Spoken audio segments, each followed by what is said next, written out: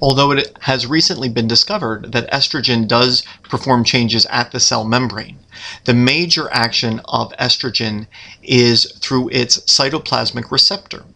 After estrogen binds to the estrogen receptor, the complex then migrates to the nucleus of the cell. Once inside the nucleus of the cell, the estrogen and estrogen receptor complex bind to the DNA and thus activate genes. Human genes are off until they are turned on, and one of the primary ways of turning on a gene is to have the appropriate proteins bind to it. So thus estrogen bound to its receptor activate genes by physically binding to the DNA. Many of the proteins activated by estrogen promote cell division.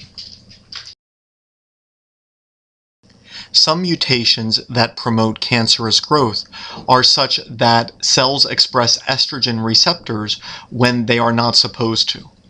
When estrogen is in the blood, it commands certain cells to divide. And if mutant cells express estrogen receptors, they will then respond to the presence of estrogen and divide when they should not. Such a mutation could make the development of cancer more likely.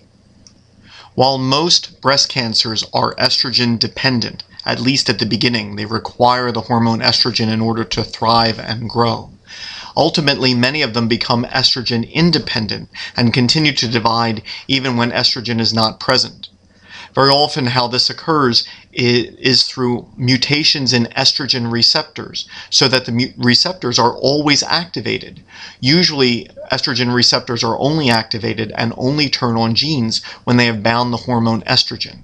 But certain mutant receptors have the ability to bind DNA and turn on genes even when they have not bound estrogen, and so they may continually tell cells to divide even when estrogen is absent.